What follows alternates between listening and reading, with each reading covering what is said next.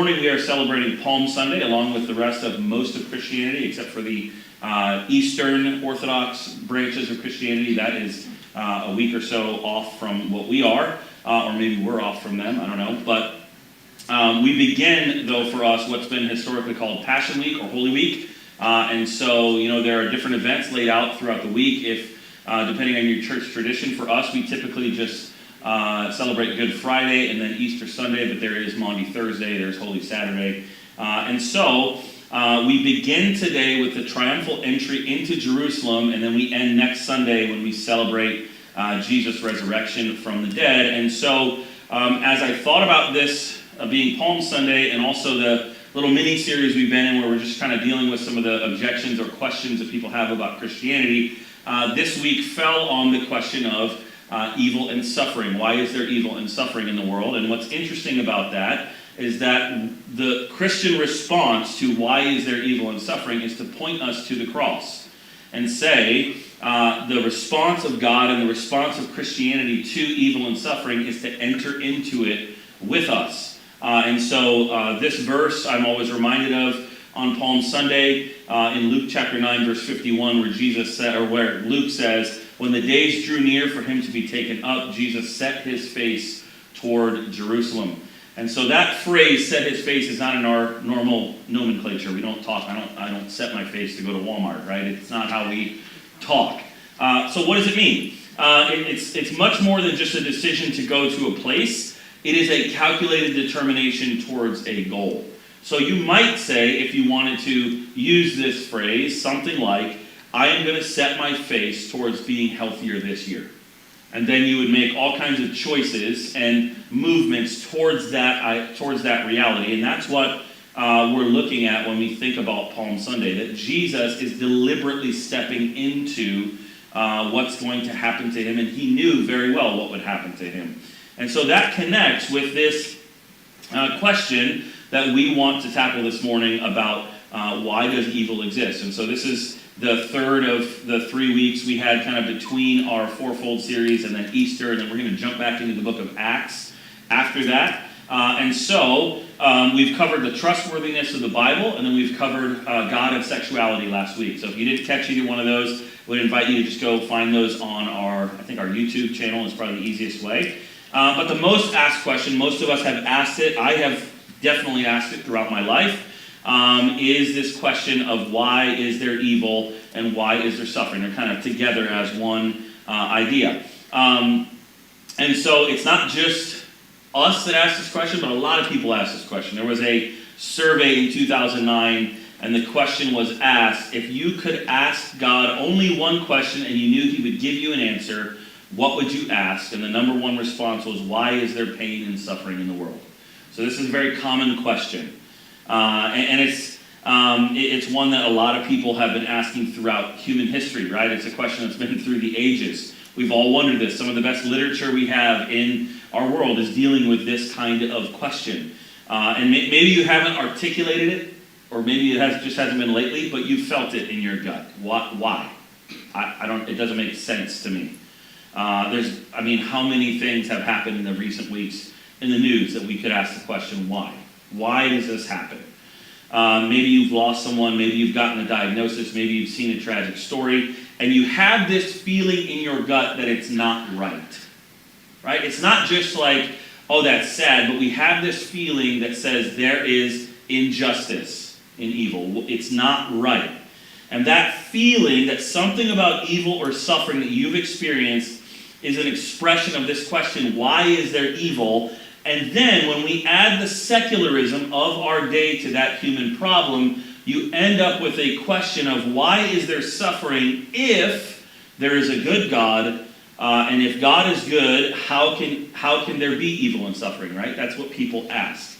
And so with all the other questions we've looked at, and with any question like this, there's sort of the high-level philosophy side of answering the question, and then there's sort of the street-level, real-life experience answer to the question. And so let me deal with the philosophy side first, and then we'll get to the more personal reflection. And let me just give you a piece of advice. If someone comes to you and says, hey, I'm dealing with this suffering, don't go philosophy first, right? Go feeling with them first. That's what God has done to us. And so that's just a little experiential piece of advice I learned the hard way, that when people are suffering, they don't need to hear philosophical answers. They just need you to be there with them. But for us today, suffering is a really key question. This is from a book called Faith and Reason by Ronald Nash. He says this: every philosopher believes that the most serious challenge to theism, that's the belief in any God, was and is and will continue to be the problem of evil. That evil is a problem for those of us who believe in God, philosophically, right? And this is the single challenge that causes me, personally, in my innermost spirit, probably 95% of the doubts that I have about God. And yes, I have them from time to time. When I think about people who have suffered in ways that don't make sense to me, like they didn't do anything to make that happen, it was just tragedy. I wonder, how can God be good, right? Particularly for my family. I think about the kids that I've known from the foster care system and the kids that I've heard about. I wonder why. Why, God? Why has this happened? Why are there orphans in our world? How in the world can you be good in the middle of that, God? There's another philosopher named David Bentley who said this: one might well conclude that the world contains far too much misery for the pious idea of a good, loving, and just God to be taken seriously, and that any alleged creator of the universe in which children suffer and die hardly deserves our devotion. And he goes on to say that the problem of evil is this, and it's an intelligible one with a certain sublime moral purity to it, and it is deeply compelling. So he's saying that the problem of evil is a compelling problem. And it's not an isolated one, right? It isn't that there's one particular place in the world where this issue exists but not anywhere else. Even in our very safe, relative to other places in the world, community, we still experience ourselves and also see others around us experience suffering at the hands of evil.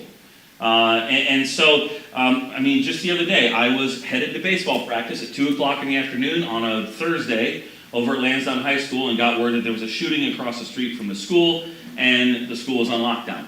And I'm asking, why does this stuff happen, God? Why? Now, thankfully, in that instance, I don't think anybody was hurt, but still, this is a universally true problem, and we've said that philosophers have been asking this question for a long time. Some of you didn't even realize that you were philosophers. You're asking this question all the time in your life. Why is this happening? One of the most popular sort of distillations, like summaries of this challenge, comes from an 18th century philosopher named David Hume. You may have heard of that name. You've probably heard a version of this question. It goes like this: is God willing to prevent evil but not able to? Then he is not powerful. Is he able to but not willing? Then he is malevolent. Is he both able and willing? Then why is there evil?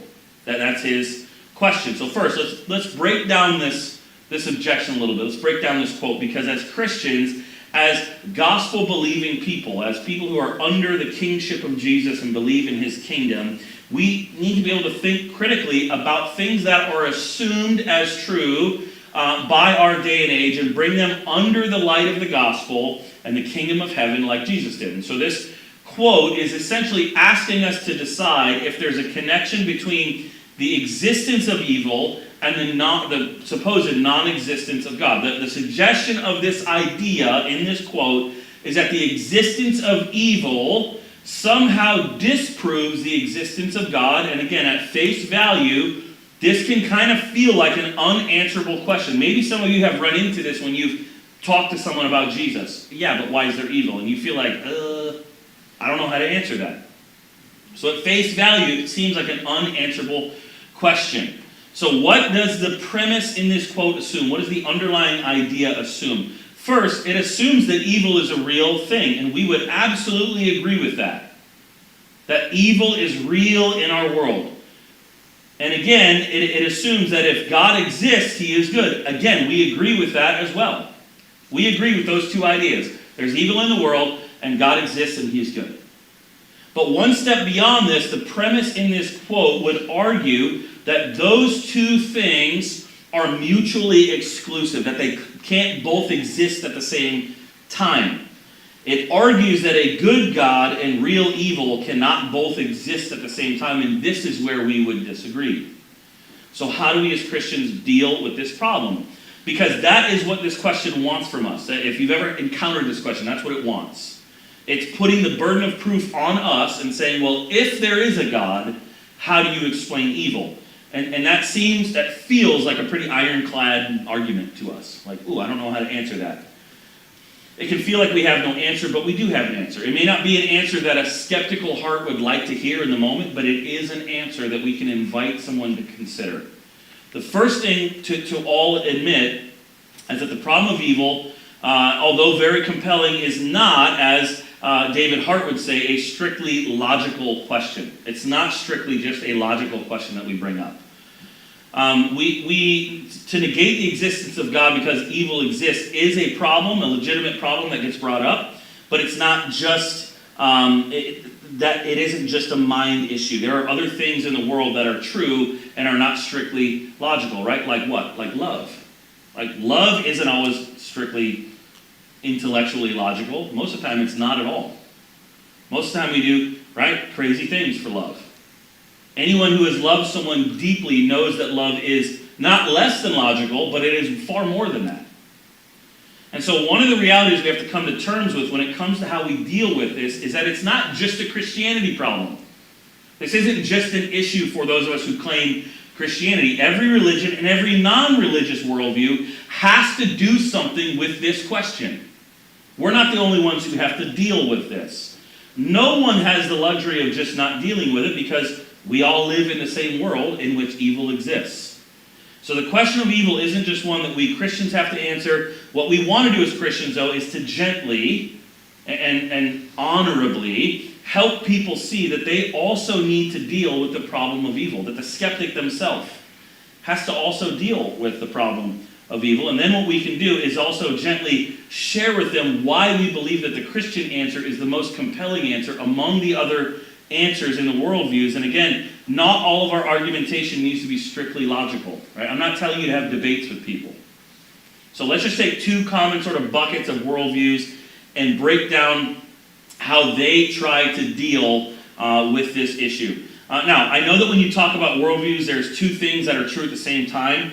There is, again, the worldview that exists in the realm of ideas where everything is black and white and clean and nice, right, in philosophy. And then again, there's street-level worldviews that exist in sort of the mud of the mixed ideas of childhood and stuff we read in social media posts, and right? So maybe you've got some ideas from your childhood religious experience mixed in there with your new thinking that you got from watching movies or whatever. That's why it's difficult for these discussions to happen in this kind of setting. And so what we're going to do is we're going to stick to, as best we can, sort of the realm of neat and clean ideas out in the ether where they exist in philosophy. And then we'll do the work of figuring out how our street-level ideas fit in there. And so all I want to do today is maybe help you to realize that some of what you actually believe has a name in the world of philosophy, and that will help you think more critically about it. So, the first one of the non-Christian worldviews that I just want to give you an overview on in terms of this problem of evil is what is generally called New Age philosophy, right? And this exists in our world. So this worldview has roots in religions like pantheism, the idea that everything is God and God is everything. The entire goal here is to reach higher and higher levels of enlightenment or illumination, and the ultimate goal is to sort of reach a kind of a Zen enlightened plane of existence. Maybe the most, outright piece of cultural artifact that we have right now is the movies with the blue people. Just left my mind. Avatar, yeah, right. That's this sort of pantheism. Did somebody say Smurfs? You're right, though. You're right. And I appreciate that you spoke to my generation. I like that. So, New Age philosophy teaches us that all of us have the divine essence in us. You might hear language of the spark of the divine. And if you hear that, especially in a Christian circle, your ears should perk up because that's New Age philosophy. And so the divine is sort of this faceless consciousness, kind of like the Force in Star Wars. And so the way that New Age philosophy deals with evil is that it says that evil itself actually does not exist. So any negative event or moral evil is simply an illusion, or deep into this philosophy they would call it a maya. So what might happen in the life of a person who is a New Age thinker is that they won't speak about evil or suffering that's happening, because if they acknowledge it, then it somehow manifests this reality in their life. A lot of people are talking about manifesting things right now in sort of the cultural zeitgeist, right? I'm going to manifest a new piece of real estate, and I'm just going to think about it, and it's going to happen. That's connected to this type of thinking. And let me just be clear, this is a totally unchristian way to think, particularly about the problem of evil and suffering.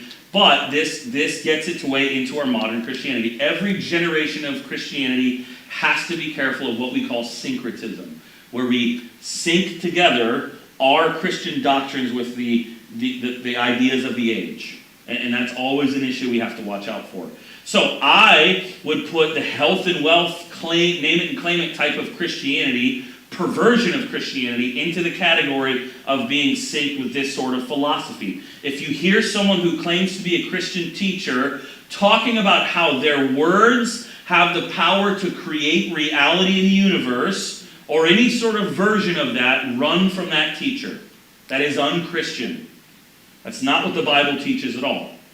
Second thing is atheism. In my experience, the argument that's leveled against Christians more often than any other, I've actually had some discussions about this on the ball field pretty recently, and the one that got the most questions in the Barna survey we talked about was the atheist form of this problem of evil. The atheist position is that the existence of evil is proof of the non-existence of God.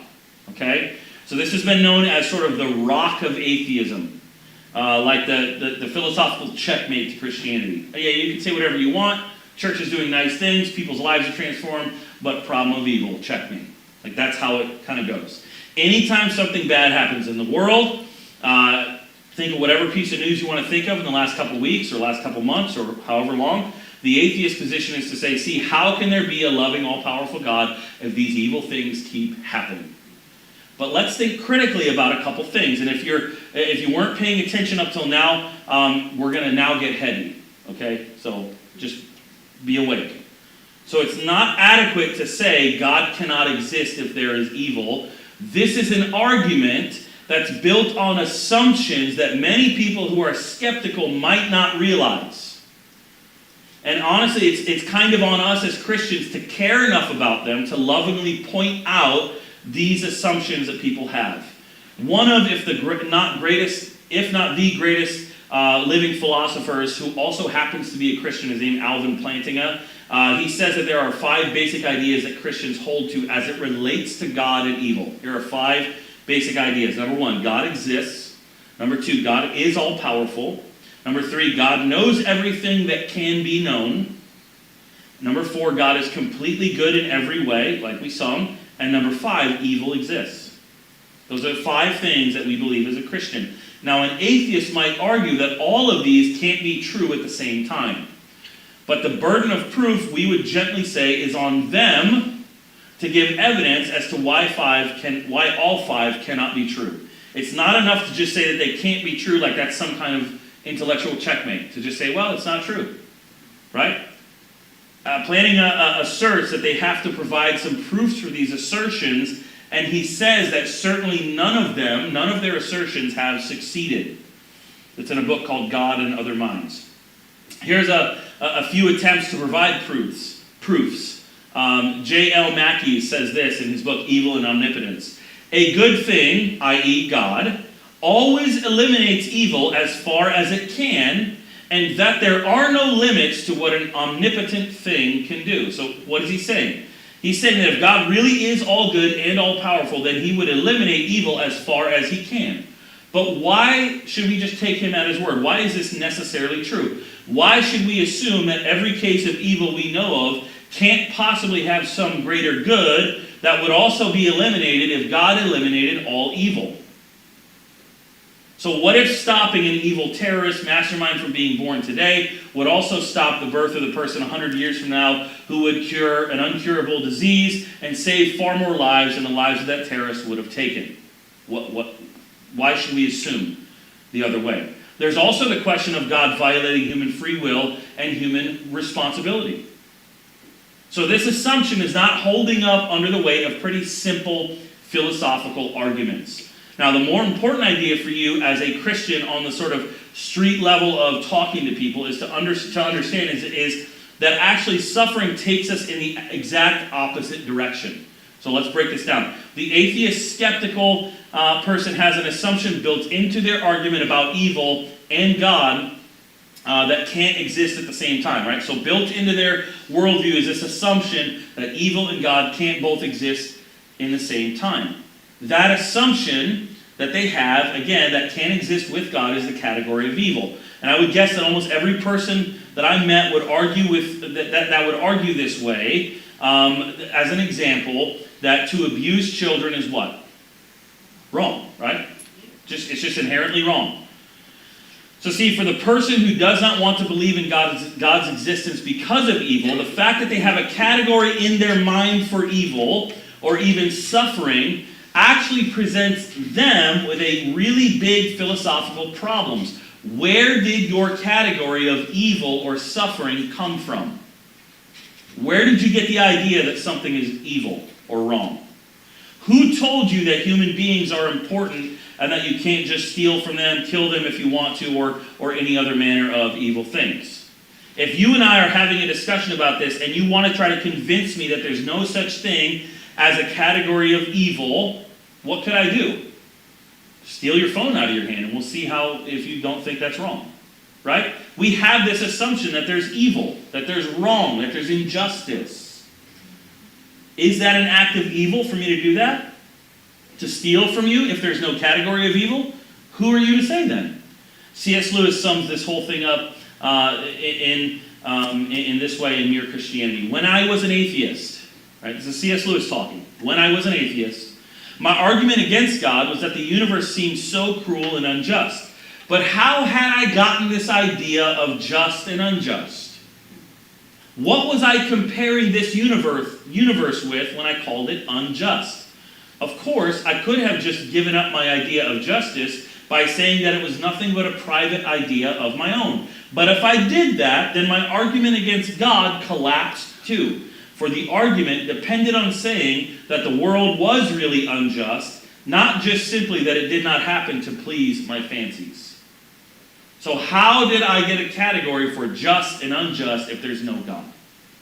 So let's take this and make it a little more personal. How many of you have ever had a tragedy hit you, or again, you hear about some tragic event that has happened, and you just have this gnawing feeling in your gut, not that this is just not pleasing to you, but that it's wrong. That this feels wrong in my gut. What is that? As Christians, we would just lovingly point people that this is what Ecclesiastes 3 means when it says that God has put eternity in our hearts. That we have the fingerprints of God's sort of spiritual DNA in us, even as we run from Him. We were created by God for a world without evil, and so there is a soul-level knowledge that is sort of burned into us that evil is not the way that things should be. We know this. And so we would argue that the fact that all humans throughout history have had categories for good and evil, and we will agree that in those categories there is some variance from culture to culture for what good and evil is, but every culture has those categories. We have always had categories for good and evil, and that fact points to the existence of a God. We would argue that if there is no God, there can be no such category of good or evil. It's just what I prefer and what someone else doesn't prefer, or vice versa. And so the last part of these assumptions on the part of many skeptics is the idea that if God exists, He would not allow for what some people deem as pointless evil. Again, we see this on sort of the personal interactions with people when we say things that there's like senseless crime, right? How many times have we heard that living here? Well, that shooting was senseless. That carjacking was senseless.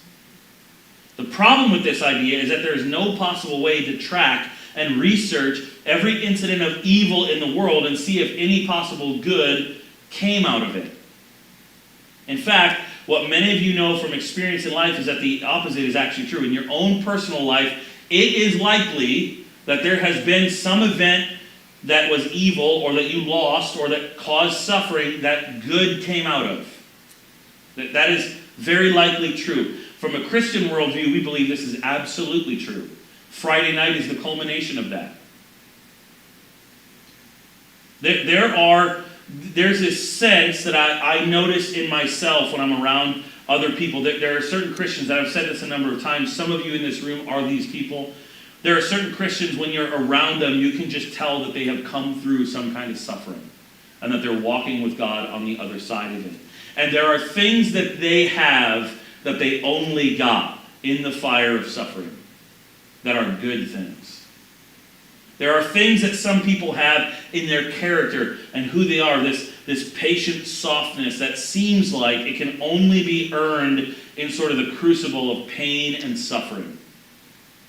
This is true in my own life as well. Any of us, this is true. Hebrews 2:10 says this, it was fitting that he, this is about Jesus himself being taught through suffering, it was fitting that he, for whom and by whom all things exist, in bringing many sons to glory, should make the founder of their salvation perfect through suffering.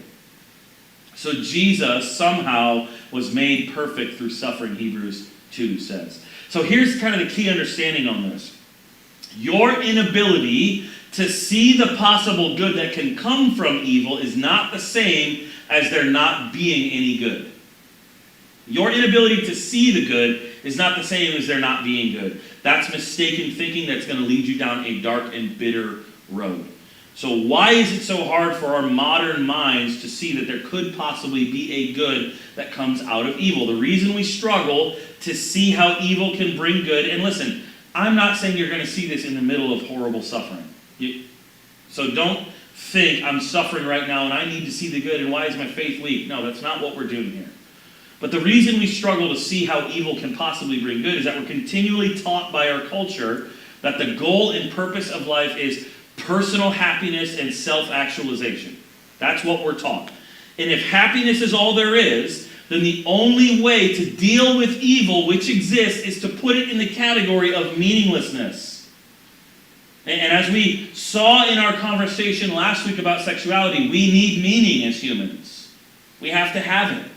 If happiness is the lens by which you see the meaning of life, then suffering can't have a place, because suffering and happiness can't go together. But what if there's a good that transcends the emotional experience of happiness as defined by our day and age? What if there's a good that transcends that suffering is actually able to help you move towards? This is what Christians historically have called joy. We have separated happiness and joy in our definitions. And here's a definition for joy: satisfaction with and in the empowering presence of God himself. So joy, which differs from happiness, can't just be taken from you at a moment's notice. I wonder if you've been around a person who is in the midst of some kind of suffering and yet joyful, because they're walking in the presence of Jesus. It's not rooted in circumstances, but instead joy is rooted in the person and the presence of Jesus. And so suffering can actually somehow now have the meaning of being part of how I move towards the empowering presence of Jesus and his Spirit. So, the response of Christianity to suffering. This is where Christianity is, in my opinion, and in the opinion of the church throughout history. This is why we think our worldview is so compelling, our response to suffering. Christianity says not only does God care about your suffering, in Psalm 34:18, it says that he is near to the brokenhearted, and I love the Message version here. He says, if your heart is broken, you'll find God right there. If you're kicked in the gut, he'll help you catch your breath. That's a Christian response to suffering. So not only does God care about your suffering, and not only can he take and use your suffering to bring about a greater good. Romans 8 is the classic text on this. And we know that for those who love God, all things work together for good, for those who are called according to his purpose. It doesn't say all things work together for happiness. It says all things work together for your good. And so not only does God draw near to the brokenhearted, not only is he able to redeem your suffering for good, but his ultimate response to the suffering of humanity is seen in Jesus as he sets his face towards Jerusalem, rides in on Palm Sunday, and is the archetype for how God means for us to deal with suffering. In Jesus Christ, God comes and experiences suffering with you. But why? Why would Jesus, God in the flesh, why would he do this? What could be the motivation for God to become his creation and make his home in the world of nonsensical evil and suffering? Right? Jesus' own death was nonsensical. He was innocent, and he was put to death by a corrupt state. That doesn't make any sense.